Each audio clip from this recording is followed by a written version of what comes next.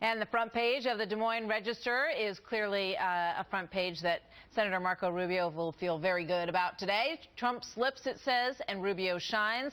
Senator Rubio already back on the campaign trail in the Hawkeye State this morning, joining us from Ankeny, which, did I say that right? Ankeny? Just outside of Des Moines. Ankeny, Iowa. All right. Good morning, Senator. Good to have you with us today. Good morning. So for a while, you know, it kind of felt like the Ted Cruz Marco Rubio show last night. You guys went back and forth quite a bit, and you know, some of the analysts this morning saying, as the Des Moines Register seems to feel, that when you're dealing with somebody who was a Princeton, you know, sort of national class debater, that you went toe to toe very well. How do you know, how would you score it? I know you feel that you did well, but where do you think you landed points that will serve you well coming up? Yeah, you know, this is not an athletic competition, so the important thing is, and it's not personal, because I like Ted very much personally, and I know he likes me. I think the issue is we have a fundamental difference of opinion on two important things. One is on the national defense of this country. You know, he talks about, very tough, about how we're going to make the sand glow in the desert. The problem is you can only do that if you have an Air Force, and we're going to be left with the smallest and the oldest Air Force we have ever had.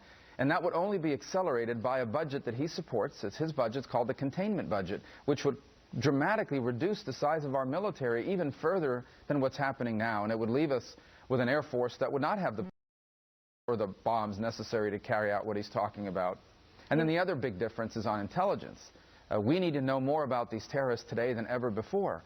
And right now, we do not have access today to phone records going back 5 years. They're going to be deleted because of a law that he supported, and he aligned himself with Barack Obama and Chuck Schumer and the ACLU and every other liberal group in America that got rid of this program. And so now, not just moving forward, but the old information we have, we can't even use anymore. And we're at a time when we need more tools in our intelligence toolbox, not less. All right. So I thought last night exposed those differences. You heard Chris Christie, and he said that the back and forth between the two of you made his eyes glaze over, and that it takes a governor to have that kind of leadership, that he has more experience, that people who are in that position are better you know, that basically America's been dealing with someone who was a one-term senator, and many of them feel, his critics, that it hasn't worked out so well. Well, first, Barack Obama hasn't failed because he's a one-term senator. He now has 7 years of presidential experience, and he's still making mistakes. He's worse today than he was when he first got there. The second point I would make is, that's a cute line by Chris Christie, but this is an important and complex issue. And we do need to have an in-depth debate about our intelligence programs, about our defense capabilities. You know, again, all this tough talk. You know, Ted stood up there and said, I'm going to utterly destroy ISIS. Anyone can say that. What are you going to do it with?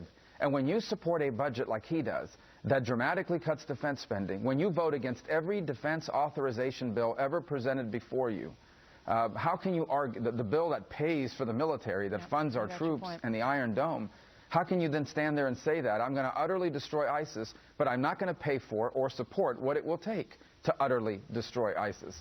So these are important differences, and I thought that was important last night to talk about in the debate. You know, one of the things that you didn't take an opportunity to do last night was to really go after Donald Trump, which a lot of people thought was interesting because they felt like you had an opportunity to do that. When they asked you about his idea to ban Muslims, you sort of kind of touched on it, and then you moved right away. Why'd you do that? Because it's not a serious idea, and I'm not going to spend valuable 75 seconds on a debate stage talking about something that's never going to happen. Yeah, but you have to eventually, eventually somebody's going to have to deal with Donald Trump, because he is absolutely right. He's at 42, and, you know, you're in the teens, and the rest of them who many thought were going to be on top are in single digits. So how are you going to deal with that? But I've dealt with that idea. I've already dealt with the idea. I've said it repeatedly. They know my answer on that issue. They just asked it because they wanted to ask it on the debate stage in the hopes that it would spark a fight between us. It's not a serious idea.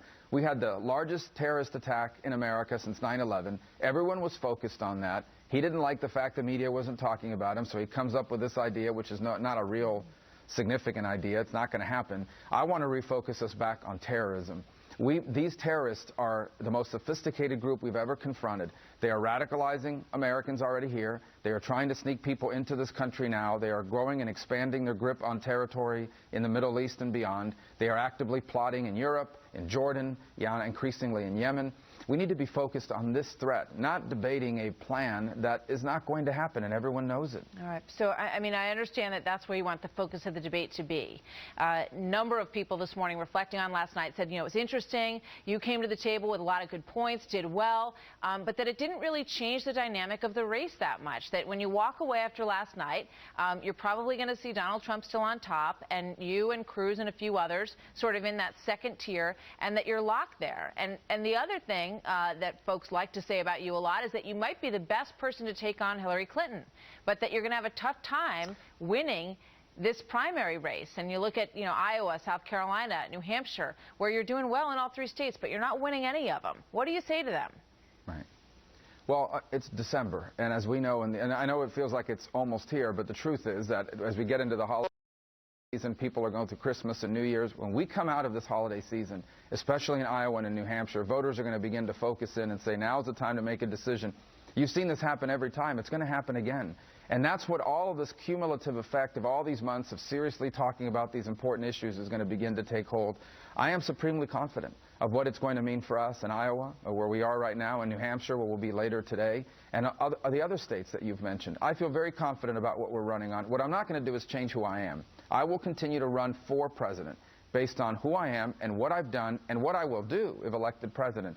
And the number one priority that I will have when I'm president is I will keep America safe, and not just against ISIS, against China and Russia and North Korea and Iran and any other threat that confronts this country now or in the future. Oh, there's a lot of them out there right now, to be sure. Senator, thank you very much. Good to have you with us this morning. Thank you, Martha.